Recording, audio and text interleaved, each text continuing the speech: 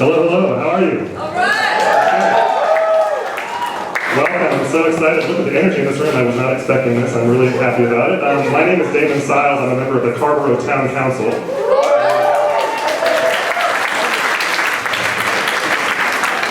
I'm here with my friend and colleague, Councilmember Sandy Slade, and also Sandy right here. And also my friend, Orange County Commissioner Mark Markopoulos is here. Mark, we've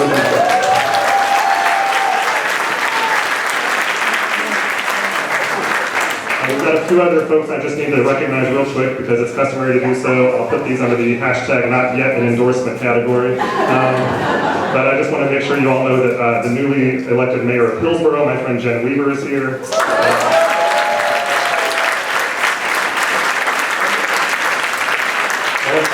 Orange County School Board member Hillary McKenzie is here. And Orange County Commissioner Renee Price came in just a few minutes ago.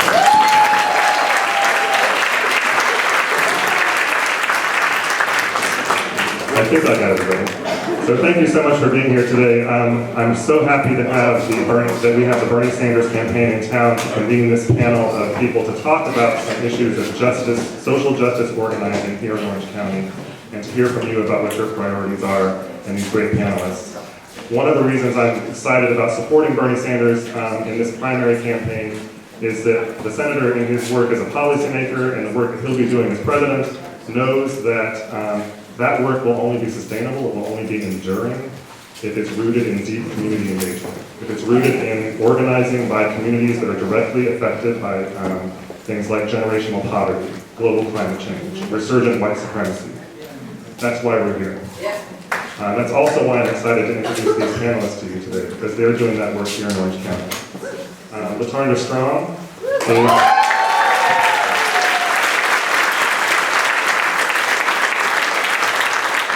LaTarndra is a founder of the Hate-Free Schools Coalition here in Orange County.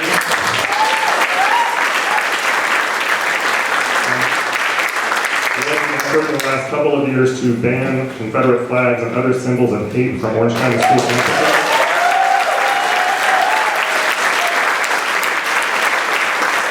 LaTarndra is also running right now for election as an Orange County School Board member.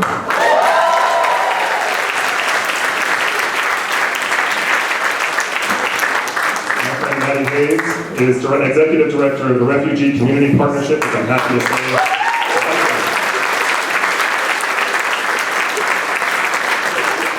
The Refugee Community Partnership, which is based in Carrboro, I'm happy to say, organizes with refugees in our local community here around economic and racial justice. Happy to have Maddie here today.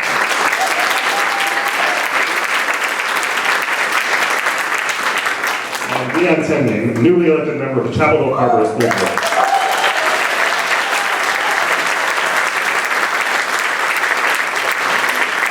Deon has just started within the last 6 to 8 weeks on the school board. I think it's been thrown in at the deep end, but I know he's running because he's committed to making sure that Chapel Hill Carrboro schools, where we know there is a massive racial divide in outcomes in education in our local school district.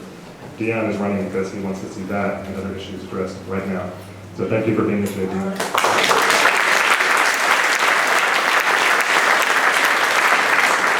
So my job today was to do that, introduce these great people, and especially to introduce our special guest you're all here to see. Bernie 2020 National Co-Chair and former Senator from Ohio, Deon Temne.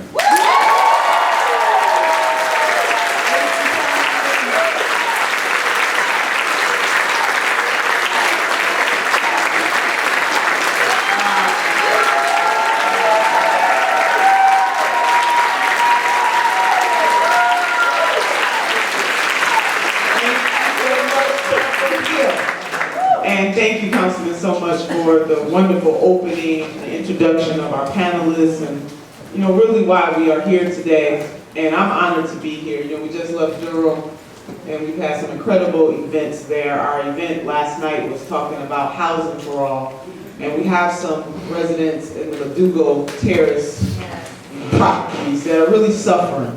And we need to recognize other people's pain. We need to recognize the racial lies nature of that pain. And when people hurt, we gotta say, how can we help you?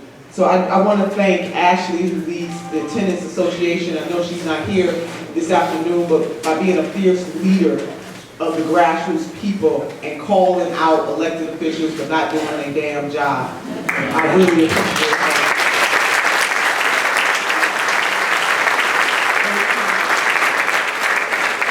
So the councilman said we're going to talk about the intersectionality of justice and also education. They really do go hand in hand. And why it is that we have such an incredible opportunity in our lifetime. You know, I often say around this country that only all that we love is on the line. That's all, nothing big. Just that. So whatever brings you to this space, for some people it's the environment or climate. For others, it's wealth and income inequality. For some, it's education. Others, it's women's rights, which I categorize women's rights is under everything. You know, for others of you, it is voting. Amen to that. Voting.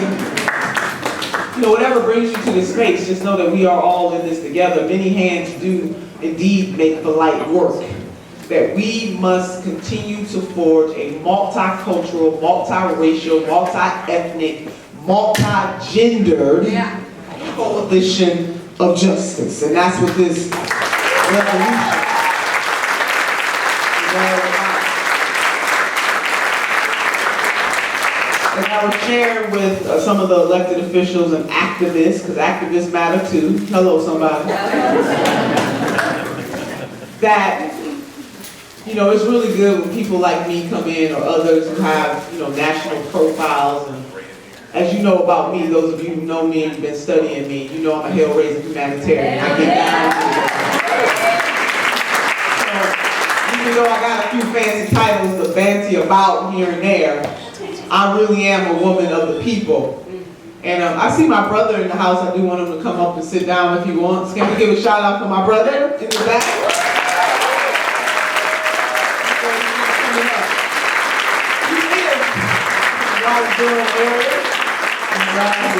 His oldest sister with his presence. See, I'm blushing now. You know, when all is said and done, our family does mean a lot. And when you are somebody like me on the road, been on this journey with the senator since 2015, caught a lot of hell for it and still catching hell to this day. It's always nice to know that no matter what people say about you, that your family is always going to be there to back you up. And so I love my brother.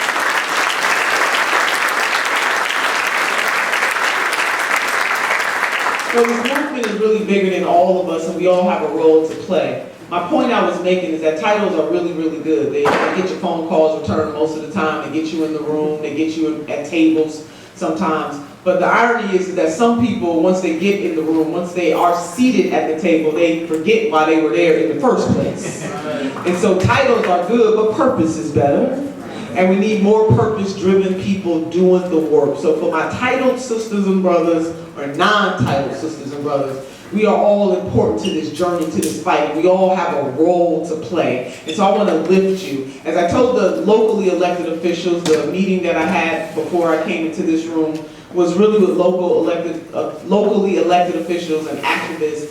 And I just want to pour into them that we get all caught up on the shiny object that is the Congress. Congress matters. But people who serve on school boards, people who serve on the city council, people who serve on county council, people who serve in the legislature, they matter too.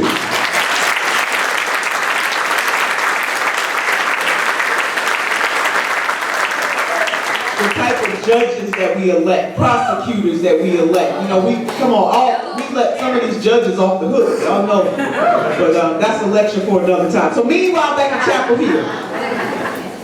So we're going to have this discussion about justice and education. And so I want to give our panelists, my colleagues who are assembled here next to me, an opportunity to do some opening remarks. And then I have a few questions for them to get the conversation going. And then we're going to turn to you to hear what you have to say, because everybody's voice does matter, and we're here to hear from the people. So my first up is Ms. Strong. Come on.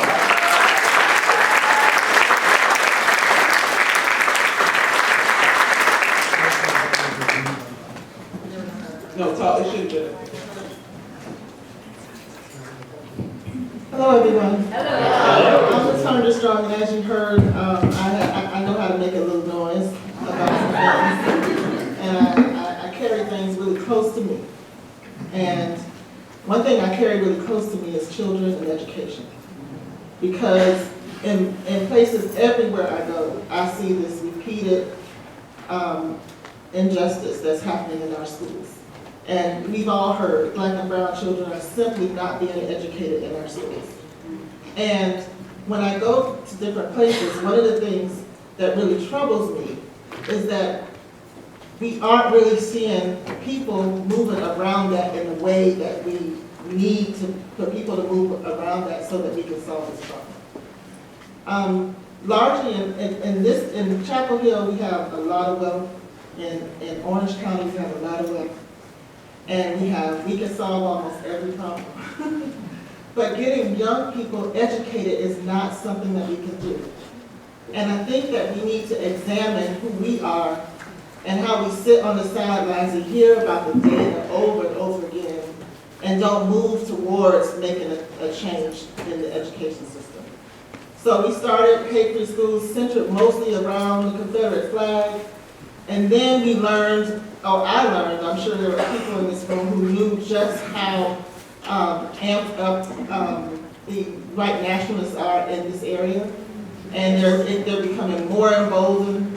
And in Pittsburgh, every week we have a team of people that go out and deplatform these white nationalists who are recruiting in this area, who are growing in this area, and they go largely by themselves. And I haven't been there, and I don't go there because it's hard to be on the front line fighting against the white nationalists and being in the schools, right? You start building a reputation, and people are like, no, she can't. She's going to start some problems. But the people that go are going by themselves. And when they come home and they say, LaTarndra, this happened today, or that happened today, my heart goes like, what is it going to take to move the people, to see this kind of movement about local issues and really, really working hard towards making a better place. I'm really encouraged by what I'm seeing in this room, around the energy in this room, because it tells me that there are people out there, and there are people who are interested in working. So I, wanted to come and talk and to see folks and to talk more about these issues. I will also say, like, we talk a lot about equity. I know you see education, the next word you hear is equity, almost always.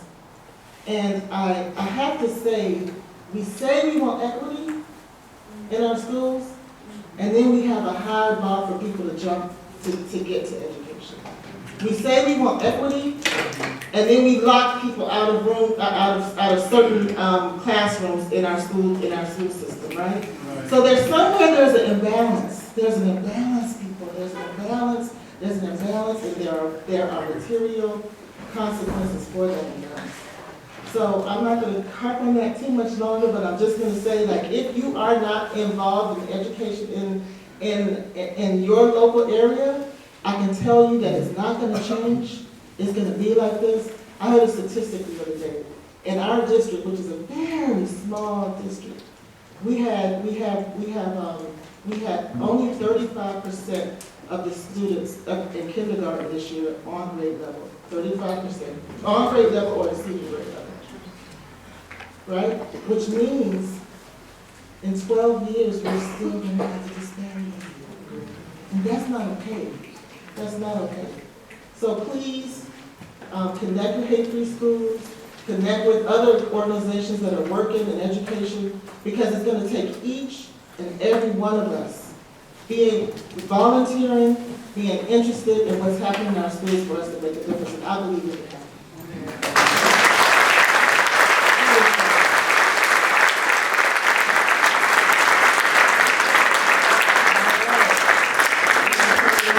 Maddie Hayes, she is the Executive Director of the Refugee Community Partnership.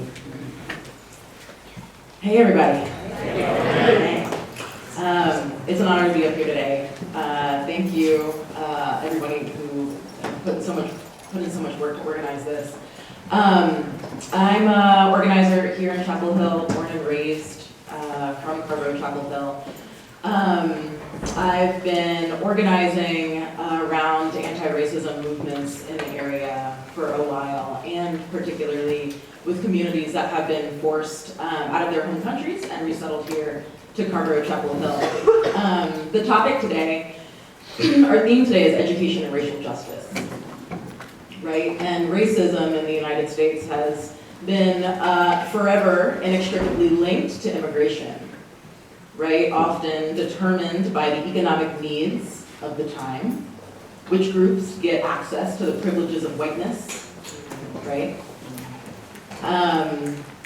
So the conversation around immigration and racism is one that is really close and important.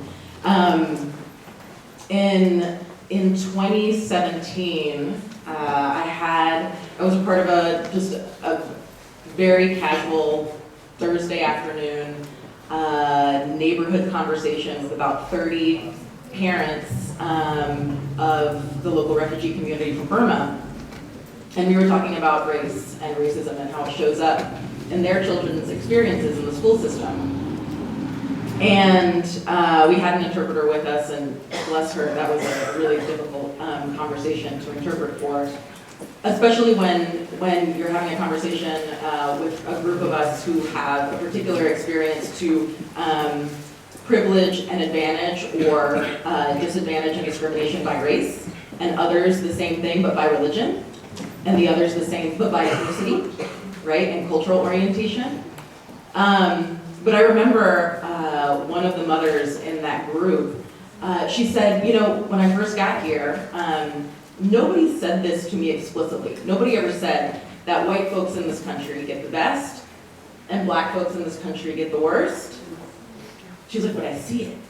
Nobody says it to me, but I see it. And there is something happening here that I can't describe, but I know that it's present. And most of the other parents in that circle nodded their heads too. And they see that play out in their children's school systems, right? So the racial hierarchy, the racial caste system in the United States, that is the foundation for our country, yes, is also the blueprint for our schools.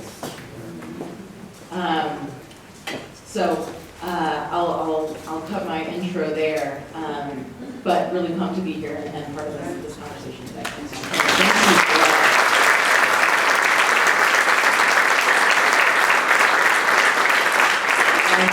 School board member. Where do I start? I have so many things I want to say, but I'll keep it specific to Chapel Hill because I feel like Chapel Hill is a microcosm of the larger picture. Maybe nice. Can everybody hear me okay? No. There's a larger. You said no? Yeah. There you go. Is that better? I heard no. So I think Chapel Hill is a larger microcosm of the United States, and I've only been here 3 years, give or take. And what we said earlier was, you have a refugee coming here and they can see it. I know we have racism in our education system in Maryland, but when I got down here, it was obvious.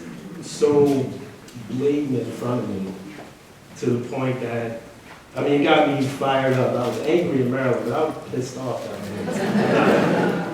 Because I'm that example of those low expectations that the majority of these teachers have for the kids. You're looking at them.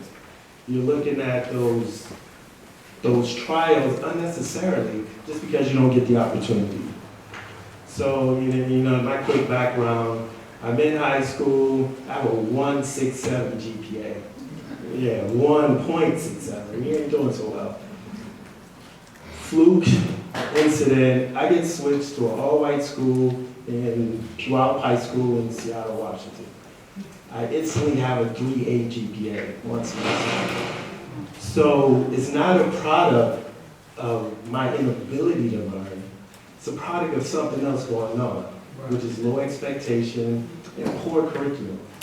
If you're not teaching me about me, I'm not interested. I can read Shakespeare but so many times. I'm like, that's fine. I'd rather be Othello. You understand? It looks like me. And we don't do that. And so in Chapel Hill, what I noticed is we have this thing called LEAP. Everyone familiar with LEAP? So we have gifted education, highly gifted, and we have LEAP. And when I was running, I couldn't say I had a sixth grader. I had to say I had a sixth grade in the LEAP program. And that's what we did. It's just a tag. It's no different than getting, the fake bag versus the luxury bag. It's just a tag because half of those kids in the LEAP are failing. So what are we really doing about education? And then the fact that in sixth grade, we have 69 LEAP students. We have 2 black students out of 69. 2 girls, my daughter's one of them. So I'm struggling that we have, maybe it's in the water, but only little white boys are getting to the level of academic excellence in Chapel Hill. I'm struggling with those numbers. I'm a cybersecurity guy, by the way. I'm struggling with the data that's coming in. So, and I can go on for days about it, but that's kind of the energy and the passion I bring to the board, because once we start changing the policies, because that's all we can recognize at a board level, but we really need to start having true conversation about race in our classroom, about the expectations that these teachers have for our children, and looking at true solutions. We have the highest level of PhDs here, but we can't figure this one out. Suspect education with me. So I could go on for a while, but I'm really grateful for you guys for inviting me, and hopefully we'll have a great conversation.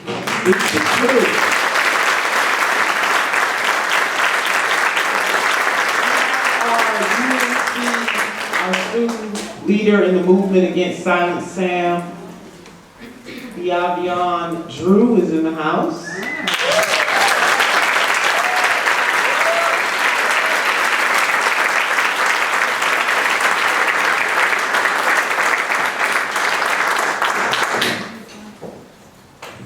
Hello, so my name is Deon. I have an opening statement here, but I just want to take a moment to acknowledge my fellow panelists here who are wiser, much wiser in their years and in their experience and working with this community. I'm originally from Raleigh, North Carolina, but I attend UNC Chapel Hill and Duke University through the Robertson Scholarship. So so as a college student, I typed everything out like it was a paper, racing from Duke to get over here, but I'm glad to be here with you all, and so I will begin my opening statement. So my name is Deon Drew, and I'm a second year Robertson Scholar at UNC Chapel Hill and Duke University, and I identify as a black woman fiercely in love with my university and what it can be. Since the first black student stepped foot on this campus, Silent Sam and his removal have always been a priority. 51 years of waiting for UNC to value safety for marginalized students, waiting for UNC to hold themselves accountable for enabling white supremacy, waiting for UNC to fulfill empty promises. We are all people who are subject to systems and structures that don't correspond with what we need. I'm a part of the class of 2022, whose first day experience was the student response to decades of administrative delay and the catalyst for student unity across all demographics who believe that time is up for white supremacy. I began my first week of classes by attending a Silent Sam documentary screening and panel, where I met many of my activist predecessors, such as Anglum Check, Maya Little, and Courtney Stanton. I expressed my extreme gratitude for all of their work and humbled myself before them, and they took me in to organize with them, and I have been organizing ever since. This semester, I was enrolled in Race and Memory at UNC as a part of the Race and Reckoning Initiative for one of the many multi-step processes that the university is trying to confront white supremacy with. As a class, we examined slave logs, photographs of formerly enslaved housekeepers, escheatment documents or documentation of the university getting state human capital and selling and engaging in the slave trade that was used to build or to purchase the bricks for which enslaved people built the buildings on this campus. So there are multi-levels of abuses from the university, not only engaging in the slave trade, but also enabling the capitalism and the system that enforced slavery by forcing these workers, these slaves, essentially to build all of the buildings that I frequent. And so, and also it has the history of those who have enforced and romanticized white supremacy in affiliation to the university. The department of my major, African American, and Diaspora Studies, is housed in Battle Hall, named after Kent Plummer Battle, someone who would do everything in his power to hinder their efforts as a department. He created the history department at UNC to conserve Confederate and Southern history, much like the settlement is set to accomplish the same goal in perpetuity, right? And so I wish to highlight this history as someone who was physically affected by it, because the university's history is my own. James B. McCallum from Robeson County, son of John McCallum, who graduated from the class of 1860 at UNC Chapel Hill, had a combined real and personal estate value of $38,900 at the time, and owning 17 slaves, one of which is my ancestor. My grandfather, William Earl McCallum, that lives in Lumberton, North Carolina, in Robeson County, experienced segregated schools in one of the most poorest counties in the nation.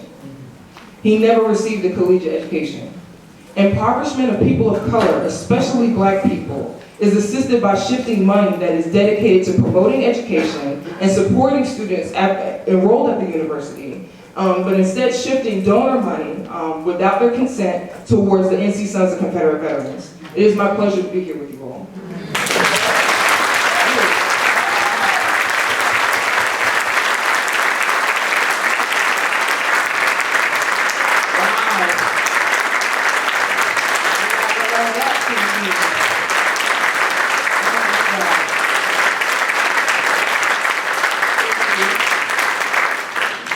We do have to have the courage to confront America's history. And we can't gloss it up, put lipstick on it. But I'm gonna stop right there. You got me churning right now. Hold her back. Go deep on it. Go ahead. I appreciate that. So I have a few questions. I'm gonna ask each panelist one question, and then we're gonna go out into the audience because we really do want this to be a dialogue. So to our newest school board member, Deon. So you're new to the system. What motivated you? Because I do want us to kind of understand that I really do believe that school board members are the most underappreciated group of people.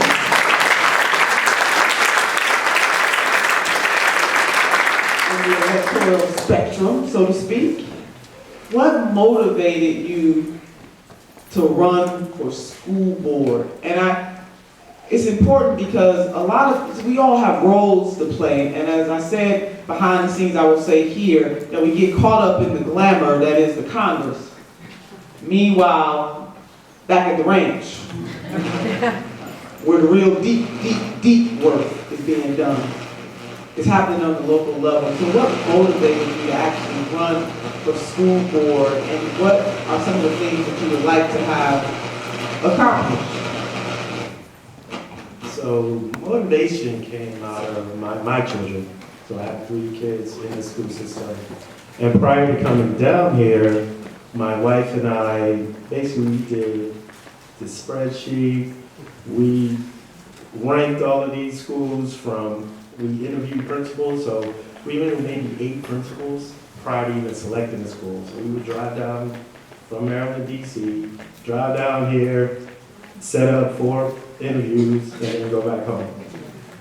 Because it is that important for our children to be in the best environment. Academically, we come out of Howard County, Maryland, which, they got their issues too, but they're a pretty prominent county. So we were trying to mimic what we had in Maryland.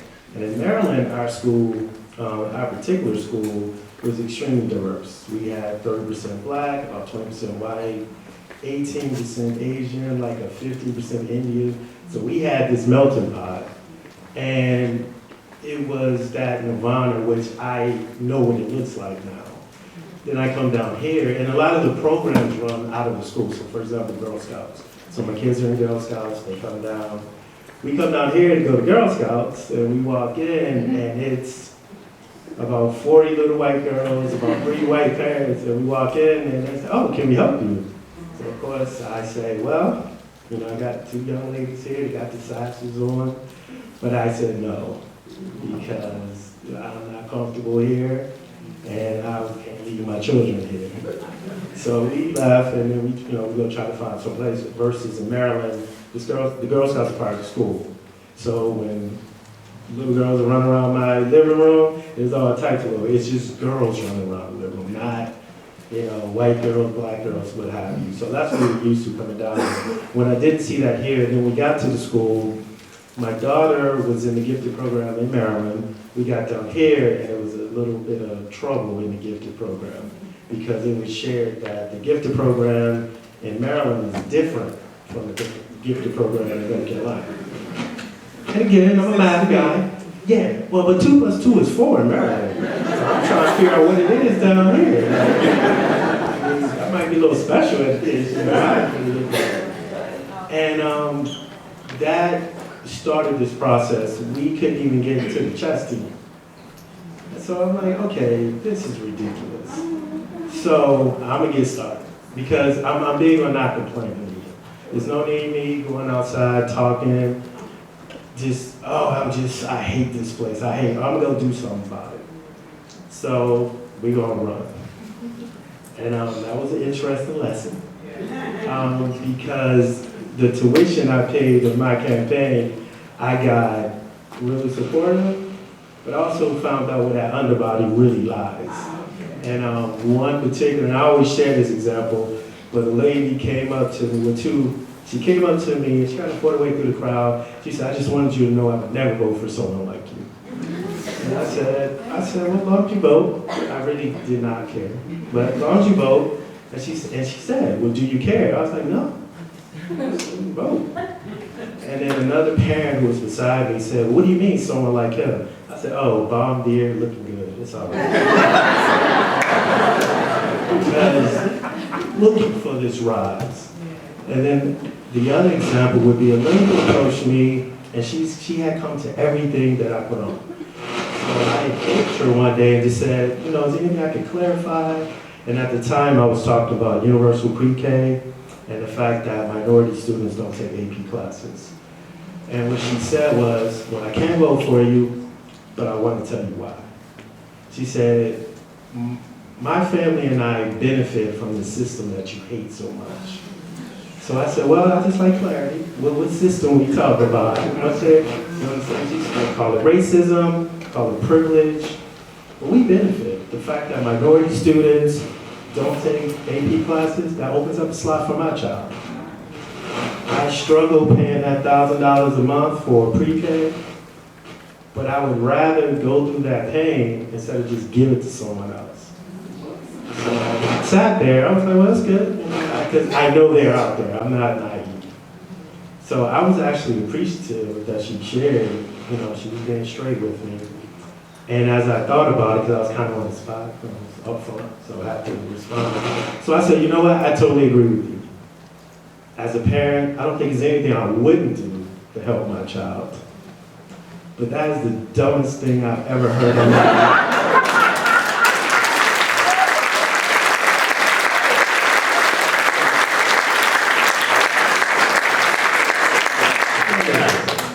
That it's not zero sum.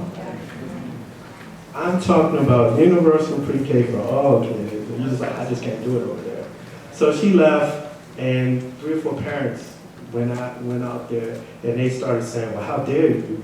They was kind of getting on her a little bit. And the young lady that was with me, she said, oh, the parents are like chastising her. And I was like, no, they're not.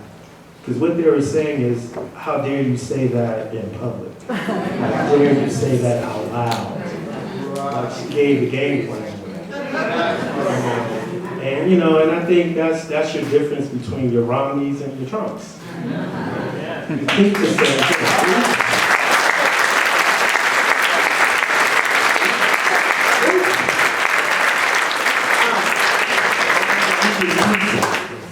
Can you clarify, is Board of Ed the same thing as school board? Yes, ma'am. Oh, So the Board of Education is the school board. And I'm here in Chapel Hill. Chapel Hill 506. So needless to say, you ran. Oh yeah, we stay in the door. Shake it up. I know that's right. Come on, somebody. Wow.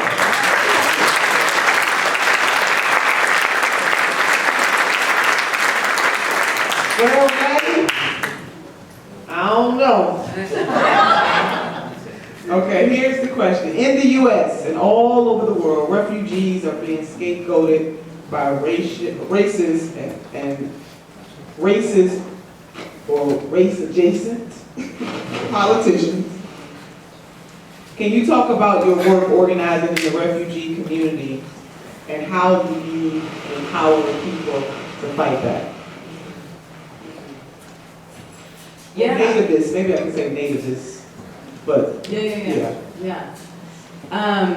Yeah, I mean, there's incredible organizing happening all over the country in this hyper-politicized moment around the identity and forced identity of refugee, and undocumented and immigrant.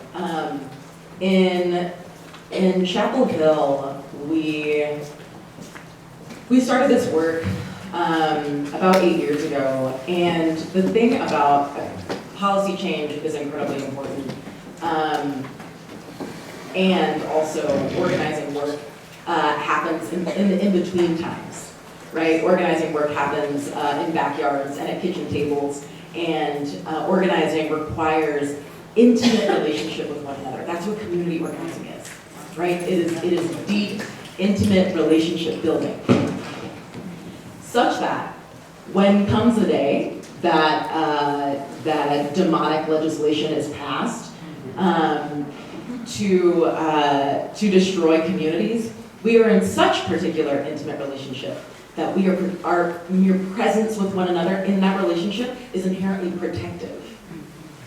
And in that, we are using our bodies to protect one another. Yes, policy and legislation can protect, or if we want to, invoke Dr. King's harm reduction, right? He said legislation can't change hearts, but it can restrain the heartless. Right. So legislation can be seen as harm reduction in that view. Organizing is about changing hearts, right? And you can't do that without being in a particular relationship with one another. So. Relationships of solidarity, deep, intimate relationships, right? Where we not just know one another, but we take care of one another, we protect the shit out of one another, right? We celebrate in one another's joys, we grieve one another's losses as they are our own. Right? That's what it means to be in an intimate relationship with one another. So our organizing work is around that relationship building. So what we do is we forge relationships, essentially, between local residents here and families that have just been resettled to the area. And those relationships, folks get together every week to work on practical things, like if kids need one-on-one tutoring or homework help, right? Then that's done in the home on a regular basis, on a weekly basis.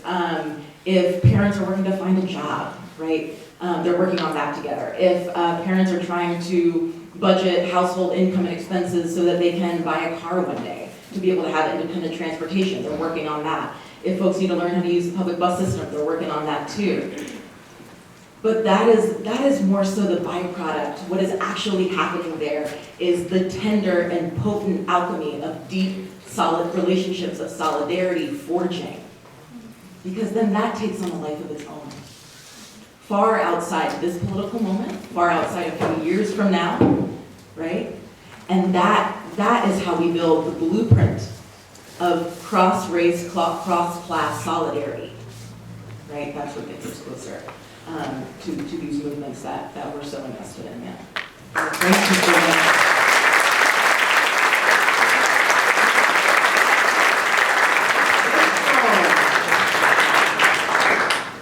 It's strong. Can you tell us about your work with hate-free schools, with the coalition that you helped to build, and how white supremacy continues to affect our children's learning opportunities? Where do you start? Yeah, where do I start? Can you hear me? Okay. So my whole journey started with a letter. I was simply a parent writing a letter about a concern I had for my child. And I got introduced in a very, very powerful way how white supremacy works. So yesterday I was at a conference talking about Tinker versus Des Moines. And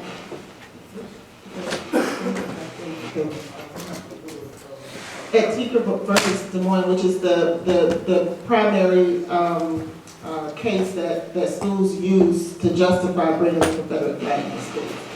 And I actually met Mary Tinker. It was her family who protested Vietnam by putting a black band around their arm and was suspended. And I said to her that I doing work around getting the Confederate flag out of the schools. And I said, in your case, Tinker is actually used, to justify this getting the schools. And she said, really? She said, that's not the way it's supposed to be. We would never have stood up for that in my family. We probably would have been with you protesting against getting a Confederate flag. I bring that up is because that's how it works. See, every rule that's made suddenly becomes a tool for white supremacy, right? Right? So when we look at the Solid Sam situation, right? $9,000 was given to the Solid Sam's protesters to keep the Confederate flag out of the schools, right? 2 years before, they had a tax return that said that they had $1,000 in net worth. And all of a sudden they get $79,000. See, that's how they do it. They keep whatever rules that are made, so we think, oh, we finally got that statue out of the school, out of the campus, and then we find out that it came with a $2.5 million bonus, right? Everything we do in some way is connected to white supremacy. And people like Maddie, white folk who get it, they do really radical things. So Maddie has a rule Maddie has a rule in her nonprofit that if people of color are sitting at the table, it's not going to be for free. Right. So oftentimes commissioners will say, oh, let's get the people of color in the room and let's talk about a solution to various problems in our school, various problems in our city. And most of the time, I know because I'm one of those people, I'm sitting in a room for free and all the white folk in the room are earning salaries, right? So Maddie said, you know what? If you want some of our refugee communities to come in here, you need to pay them exactly what you're paying for this meeting, or we won't have a meeting.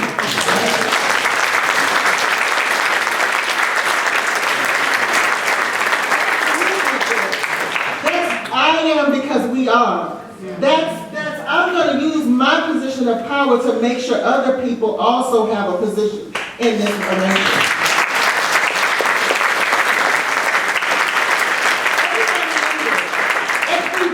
Everybody in here, no matter what age you are, no matter what your socioeconomic condition is, you can make a difference if we all together see that I am because we are.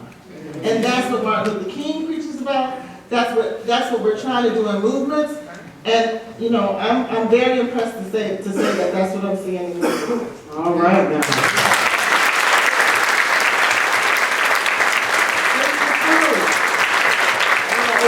Audience after you, but here's your question.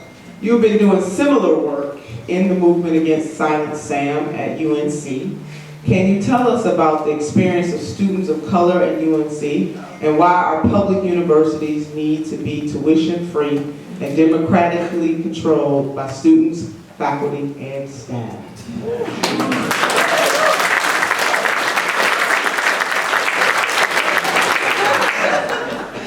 But before I get started on sort of like history paper, but also like student mindset to my solution to this question, I definitely want to touch on something that all of you have said and how it is in my life in my particular student, right? And so you mentioned Girl Scouts. I was also in Girl Scouts. I was in Troop 365. It was all black. And we were learning stuff about Mae Jemison, we were learning about Girls Who Code. I was learning stuff about black women and black empowerment in my Girl Scout troop that I was not learning in school. And I was in the gifted program. I was in the what do we call it, like higher, what do you call it? Like, yeah, GT Magnet. Look, that GT, I was in that GT, and I tell you, yeah, and the AIG too, yeah, I was on all that stuff, and I was a black kid. And when I tell you that there was just an assumption of knowledge that was present in the room that I was not able to grapple on, and it was blamed on me constantly in the classroom. Okay, so I just want to touch on that. Another thing that I want to touch on is something that the woman said to you about how narrow her mindset is when it comes to how change can be achieved. There's a two-sided effect to the two systems of inequality and oppression. There are those who are oppressed who are receiving the oppression, and there's a feeling of guilt from the oppressor. And with that guilt, they're not able to reenact or break out of the systems that they're comfortable with. And so her mindset is so narrow, she can't imagine what does liberation look like. What is the scenario where all of us are liberated from the situation?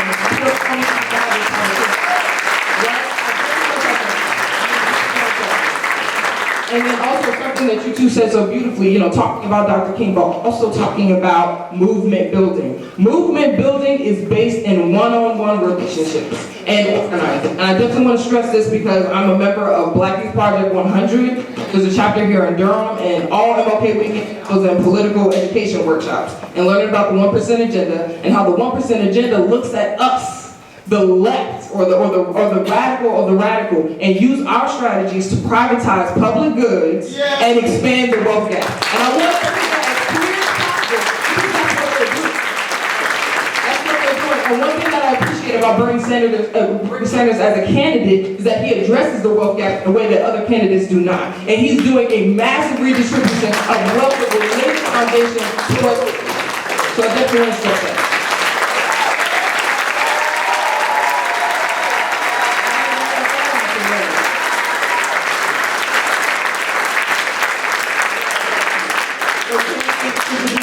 In a whole nother direction, which is beautiful. Right. What I want to do though, so I want to get the audience in here. I mean, there's some truth telling right up here. Is that, hello somebody. This is the whole bunch of truth. So, Dr. Santi, I want to bring our sisters and brothers into this conversation.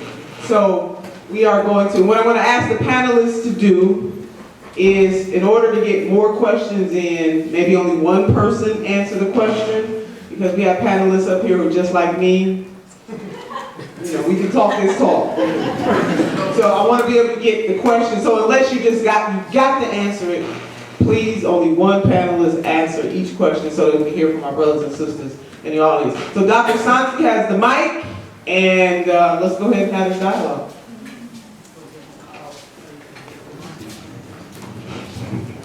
Hey everybody, my name is YM, Y as in Yolanda, M as in Marie Carrington, and I'm a labor organizer with the IWW here in Raleigh, Durham.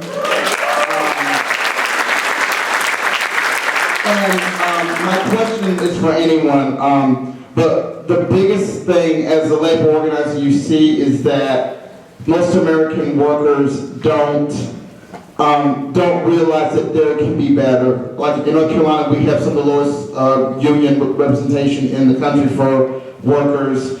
And most workers are resigned to the fact that jobs are supposed to suck and pay you barely enough to live.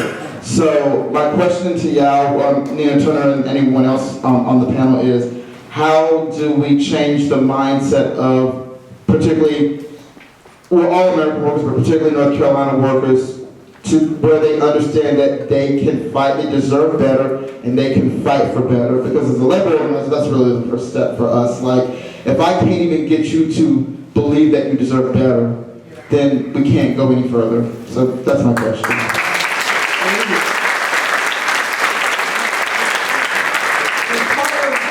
What we're doing on the Sanders campaign is rooted in that premise that you just laid out. The senator has been very clear to the workaday people from all backgrounds in this nation that you deserve better than what you are getting.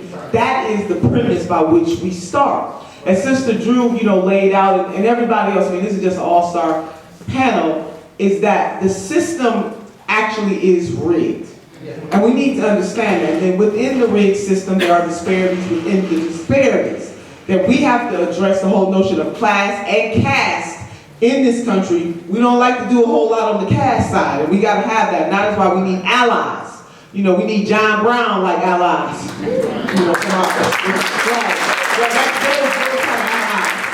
You know, and I never forget I was at an event with Michael Render, aka Killer Mike, and you know, he said Ben Franklin was good, but John Brown. You know, those kind of allies sisters and brothers need. Hello, somebody. And so, you know, we have lots of tools at our disposal in modern day to show that allyship one to another. But the first step is to get the working class people of this nation to understand that they do deserve better than what they are getting. To understand that the system is rigged. That there is nothing wrong with wanting to accumulate wealth. Wealth is one thing, unabashed greed on the backs and the necks of the working class people is a whole other thing.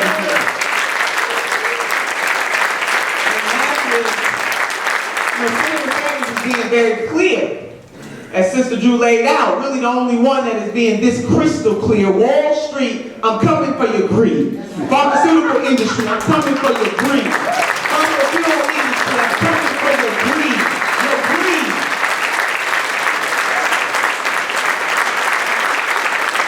And it just also bothers my mind, and you know, the urban poet Tupac kept it real simple. When he said we got money for war, but we can't feed the poor. I mean, or as Asa Philip Randolph, a union man, an organizer, an activist that declared that I'm going to stand up with and for the despised and the dispossessed. And that unions really do lift the wages of everybody else, whether they're in the union or not. That our non-union sisters and brothers benefit from our union sisters and brothers.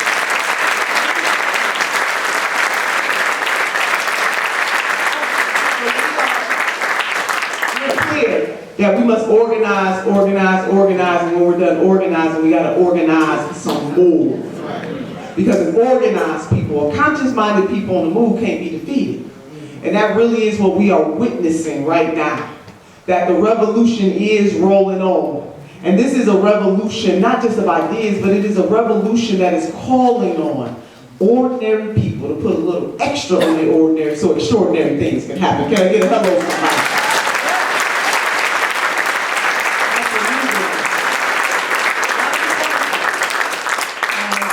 Marcia. So I joked earlier, why are we having the meeting here? Because this is Chapel Hill, this is hippie country. We need to go further out east and out in the boonies. But then you described the same sort of issues right here. But matching what she's saying, how do you actually get those groups, those intimate groups going? You gotta rent out the room.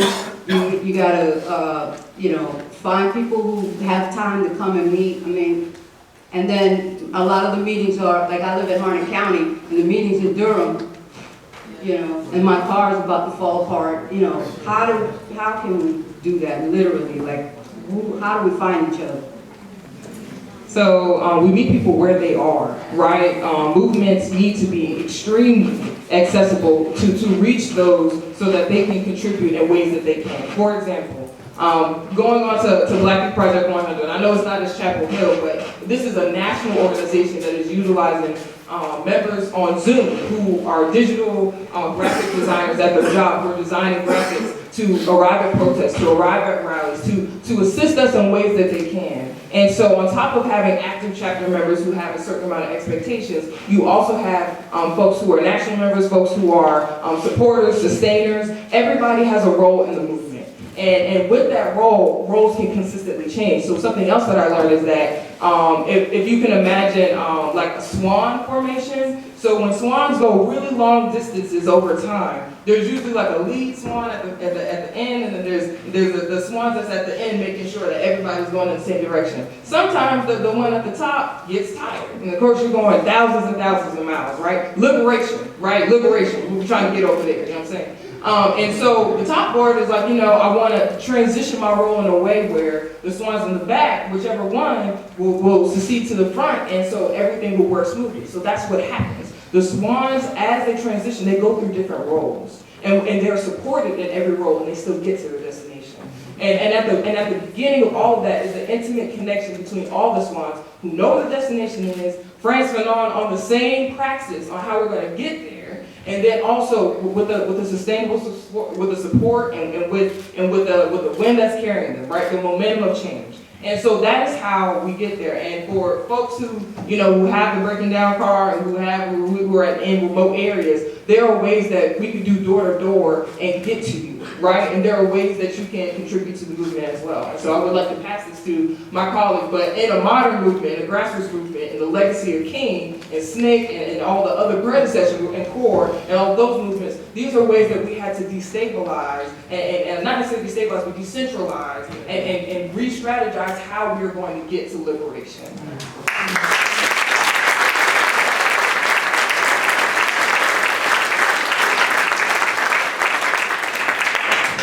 I'd like to thank the panel for all of your great work in the country and locally. I have a little bit of knowledge of Chatham County and Pittsburgh, so I bear witness every day to what's happening. So my question to anyone on the panel is simply this. With all the great work we're doing with the white supremacy problem, which is really at the root of a lot of the issues in North Carolina and the Old South, can you tell us what the world or our community would look like or feel like in a post-white supremacist world? Where are we going? And I'd like to hear somebody kind of put that forth. Jump on that one. so I'm going to get to your question, but I want to say it a certain way. We've been talking about King up here, and I have a dream. But my favorite King quote is this. He said, I want y'all to think about it before you just react. He said, Negroes perceive from a premise that equality means what it says. And we've held white America at their word when they spoke of it as an objective. And he said many in 1967. What I say is, right now, those who went to RAI training, those, the super liberals, they perceive from a premise that equality is a loose expression of improvement. They're not even psychologically organized to close the gap. They seem only to make it less obvious, make it less painful, but to retain. That's my favorite King. That's I Have a Dream guy. That's Dr. King. And what happens with that is, when you're talking, what post looks like is, you will have to see equality as just that. You and I are equal. But psychologically, that's hard to do. Because you're looking at me saying, well, I got a PhD. Doesn't mean anything. You still breathe. You still need to eat. You still need shelter. But these little other attributes is what we're basing our existence upon. And if you whittle all of that away, it's no difference. If you're a father, your most important goal, I can say it for you, because I'm a father, so make sure my children, my family are taken care of. It's easy. But you would have to change your mindset. So when I said earlier, it's not zero sum, it is, because you have to give up this dominant, this default humanity that is built on, it's a farce. It's not real. Hopefully that answers your question.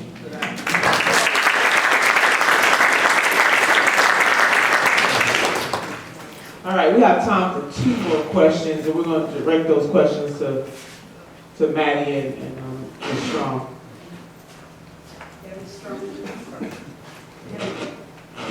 Debbie Nicer, entrepreneur and professor. So I've been in this community for a number of years, in graduate school during the 80s and now living and working. And labels are very important, and they put people in boxes, sometimes create confusion.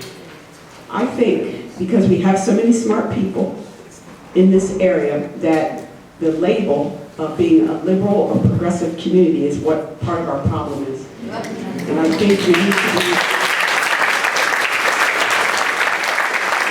need to be honest with ourselves that we have probably a moderate at best community. So I'd love to say here.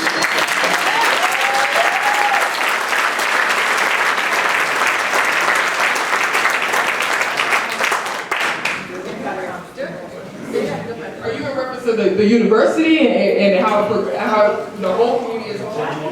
Chapel Hill here. We can all get on it, yeah. Y'all can't moderate now.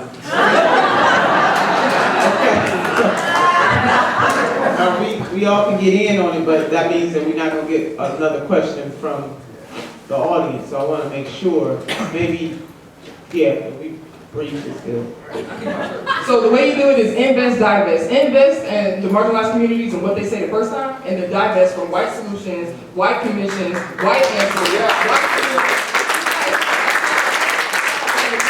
You get there by listening to people and responding with people and corresponding with people. You can't speak for people. Yeah.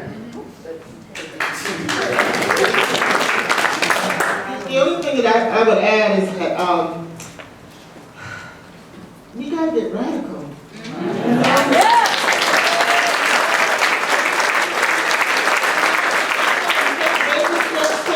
We're not going to take baby steps to diversity. We're not going to take baby steps to inclusion. We're going to have to jump in head first and hold our breath until we get up to where we need to be.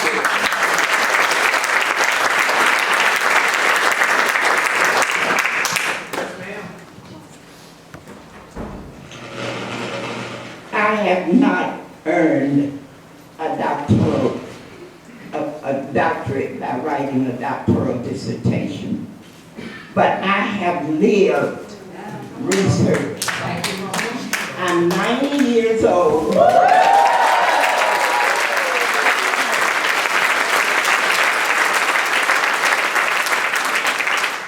I'm a retired educator, and I don't think I misunderstood some of you, especially the young man from Howard County. I lived in Howard County for many years in Columbia. And from my 90 years of living and being an educator, I'm going to say something very radical. I decided a long time ago that so-called integration was the worst thing that ever happened. When I had the freedom of my classroom, I taught my black children who they are, and I debunked the lie that makes up the story of America.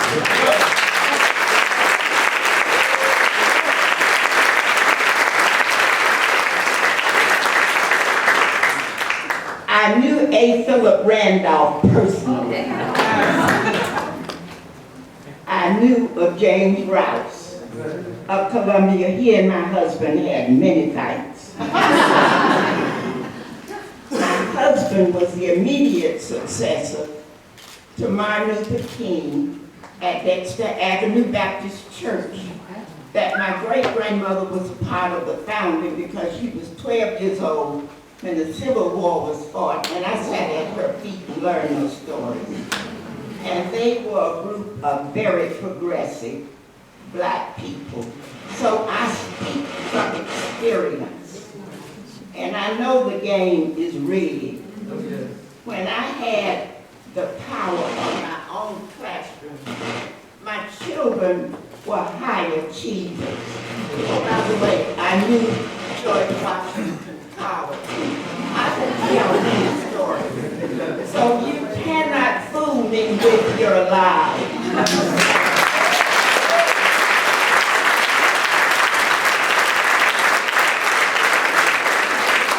You wanted a question. Well, no, I offer a demand. Education that is narrow, that is accurate, is the greatest liberator ever.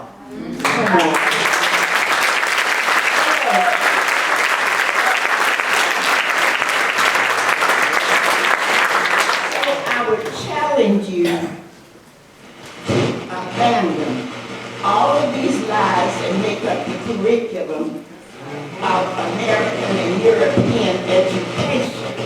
I also studied 24 years under black scholars who finished at some of the most outstanding Ivy League schools. And because they were so perceptive in life, they said there's something wrong with this life. So they organized the Association for the Study of Classical African Civilization, from which all of you white folks who are melanin deficient benefited from.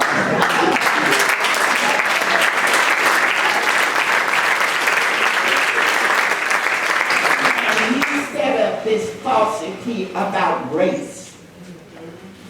It's geography. You started out black as a most highly melanated person in this room, and you migrated away from Africa and the equator. And that's how you became melanin deficient.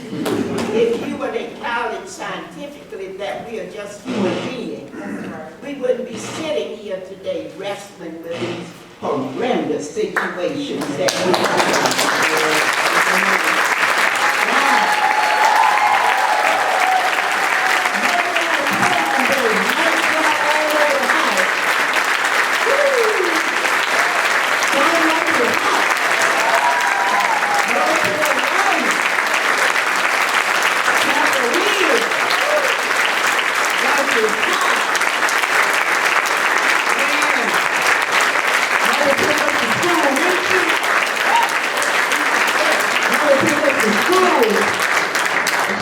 Thinking about mitochondrial beam and stuff, you know what I mean?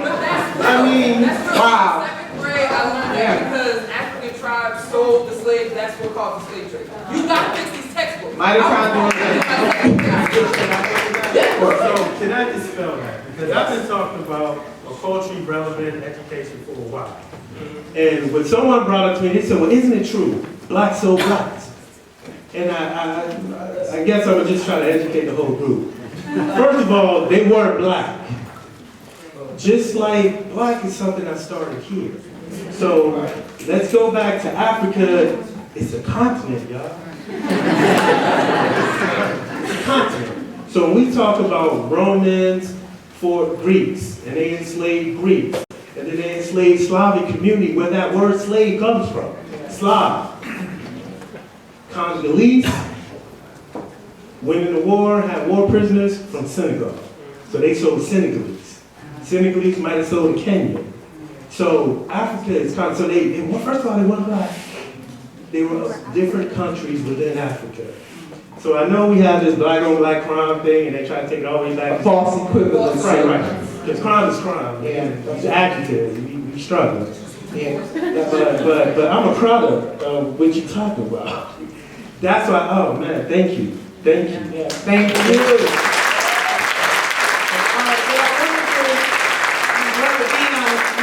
Closing remarks, so we give the sisters a chance to give their closing remarks. I'm asking the panelists to keep it brief. I don't know what to say after Mother just dropped all kinds of And there, to the point that you were making, the whole notion of race solidarity is a modern construct that we need to understand, but that's a whole nother lecture for another time. Man, this has been hot, really. Yeah, we feeling this. Sister Maddie, what do you want people, in terms of your work, our collective work, really? Many hands make for light work. There's an African proverb that says that many hands make for light work. To impart, three things that you would want people to take from here, either related to your work or related to the mission of this moment that we are in. Yeah, we talked about so much today. We've touched on the importance of organizing, right? And getting into particular relationship with one another. LaTanrdra touched on mechanisms of interdependence. I am because we are, right? There is, especially in Chapel Hill, right? Getting to what Ms. Stroman was speaking to about, we pride ourselves on being a liberal town.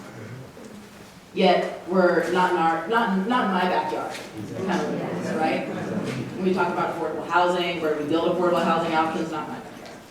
Where are we going to put the food for all community kitchen? Not in my backyard, not downtown Harvard. And there is, I want us to get really careful in how we absorb that orientation, because the long-term effect is that robs all of us of our humanity. And there is no way that we cannot avoid, on a cellular level, our bodies becoming that. Yeah.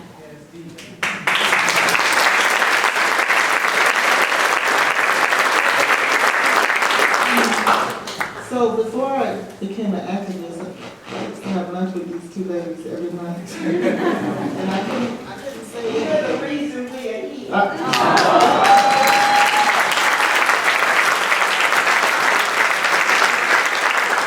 would ask one question and they would say, "Child," and I just sit back and listen. I just soak it all in. These are the amazing people that white people haven't got a chance to tap into, because this is what you're being robbed of. Yeah! You got to get what's at stake here, right? Your own human condition is at risk here. And when you connect to that, and you understand it's just not the poor people in McDougal Terrace that is hurting, it's your hurting too.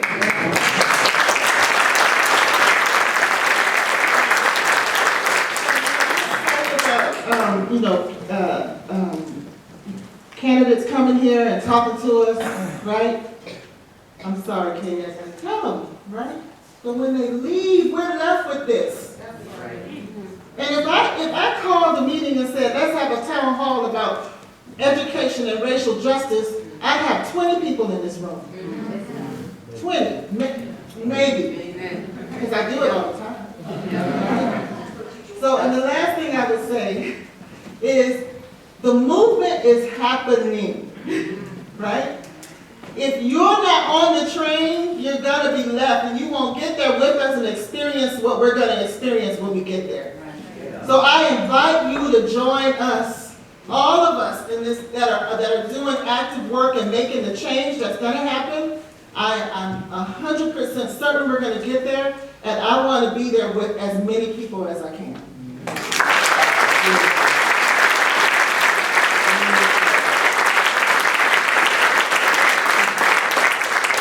So I'm gonna read about 5 sentences off of what I wrote, which I never got to, but anyway. To be a student of color at this university is to have a difficult burden, and it's extremely frustrating. One of which, you have to be self-sufficient and an educator to your academic superiors and classmates while being made invisible at the same time.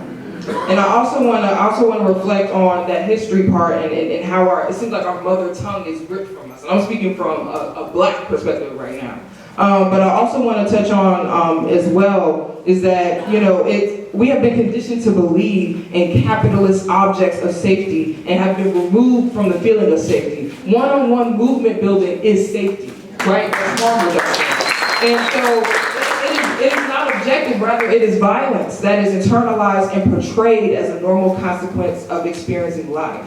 White superiority has fed us from the minute that we are born, me and my generation that we are born, that as if it is an inevitable and objective fact, and people cling to this belief in order to maintain order. I don't know about you, but there's nothing orderly that silences anti-racists and uplifts and enables whiteness. And so I also want to touch on the last part here where it's talking about, if major university decisions were democratically structured, where every voice counts, outcomes may not always be equitable towards marginalized folks. And it will struggle to go beyond racial, sexual, and gender equity to reach the next step, which is liberation, right? Creating policies that have a radical edge or the ability to grab the root of an issue will be what it takes of the Bernie 2020 campaign to lay a new foundation for this country and to make our pathway forward. It is so important that we keep in mind our goal of liberation. And equity is a tool to get there, but unless we're on the same page as a praxis, we'll fall apart. So we have to be organized toward one goal, liberation, but also using, and also working with the Bernie 2020 campaign to get us there. Because out of all the campaigns, Bernie 2020 is the most radical, the most interested, and the most clear-minded about the wealth distribution, and how the wealth distribution is what's really enabling white supremacy, right? And so it's so important.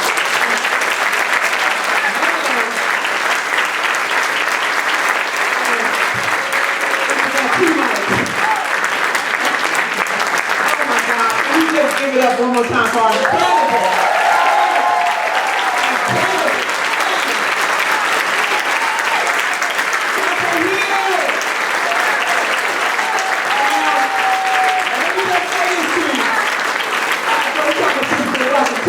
One time, but I'm like, look, I have to take this on the road. The team won't give me too much. No, Dr. Zaki trying to take my too much. I'm keeping both of them. No, I mean, this has been so edifying, and the fact that we really had a liberation conversation in an audience that is mixed, but a majority white.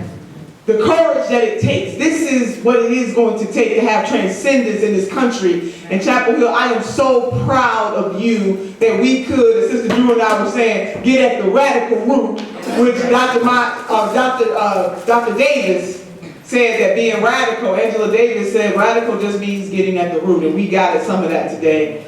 I'm just so full this afternoon as I think about right now in this country's history and the world's history that we have an opportunity, as all of the panelists have laid out, but Sister Drew laid out the most profound, that there is an opportunity for us to do a new thing in this country and not play around with it. That we have a moral and I would say a fiduciary obligation to one another as human beings in this nation to stand up against oppression, to stand up against oligarchy, and to stand up for one another no matter where we come from.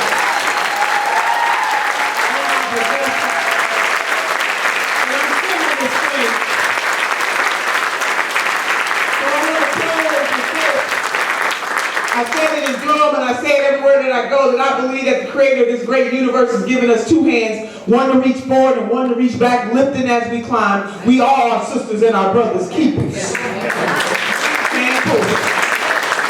as we also like to wax poetic about the Reverend Dr. Martin Luther King Jr., and I do use Reverend advisedly, I challenge folks to go read Dr. Cornel West's The Radical King.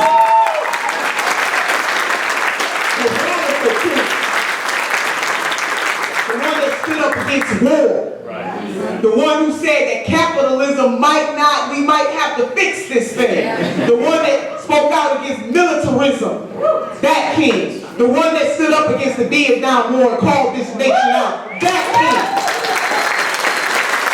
The one who led the Poor People's Movement, a multiracial coalition of people in this country to stand up together against systems that oppress. I'm talking about that king. That king, assassinated in this country. That's right, that king. So two hands, one to reach forward and one to reach back. Number two, and most important, we can't ask, yeah, I'm switching. Dr. Sanchi put in my request now, I want two mics everywhere I go.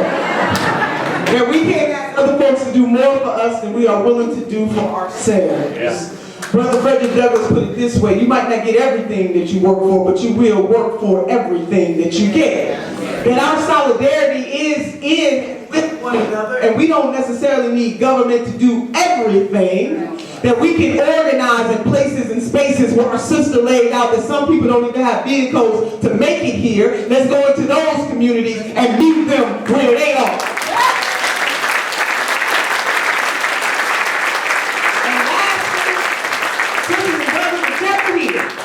In the words of my grandmother, who was hailed from the South, Grandma could not read or write, but sister, she could count her money. And she kept her money in the Southern Ladies Bank and Trust. Somebody. I asked the grandma where that bank account is located. When I asked my grandmother, what does it take to be successful in life? She said, my dear granddaughter, all you need are the three bones, the wishbone, the jawbone, and the backbone. She said, the wishbone will keep you hoping and praying because hope is the motivator, but the dream is the driver. The reason why we do what we do each and every day is because we hope and believe that tomorrow will be better than today. She said, the jawbone will give you courage to lift your voice, to speak truth, to power. As I said earlier, titles are good, but purpose is better.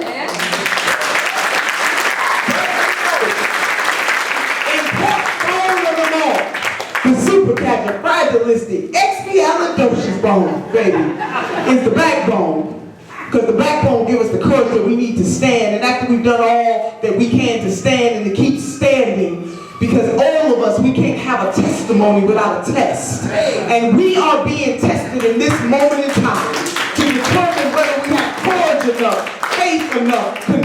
passionate enough to do what we know is right, to do what we know is just, to do what we know is good in our time. And Senator Bernard Sanders is the conduit for that. We have a movement that is in front of him, a movement that is behind him, and a movement that is beside him, of working day, conscious-minded people from all walks of life that believe in this nation, that the working day people deserve better than what they're getting today. And in order to do that, you need somebody who's not going to play around with it, somebody that's not going to be middle of the way with it, somebody who don't go to wine caves with some horse and crystals.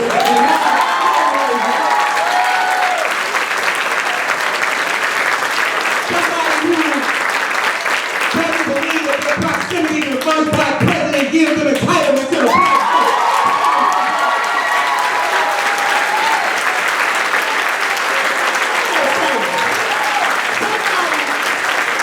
You understand that you don't play kicks and winks with the Republicans and talk about cutting Social Security, Medicare, and Medicaid.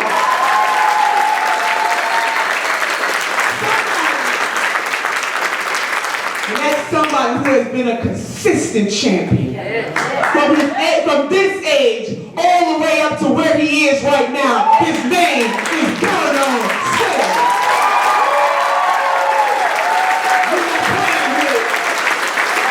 So can you raise one hand for yourself and one hand for somebody else? Dr. Maya Angelou once said, have the courage to stand up for yourself and the courage to stand up for somebody else. With these hands, we will have Medicare for that. With these hands, we will have college for that. With these hands, we will have comprehensive immigration reform. With these hands, we will get that healthcare dollar. With these hands, we will cancel student debt. With these hands, we will cancel medical debt. With these hands, we will return signals. And with these hands, we will elect Senator Bernard Strong.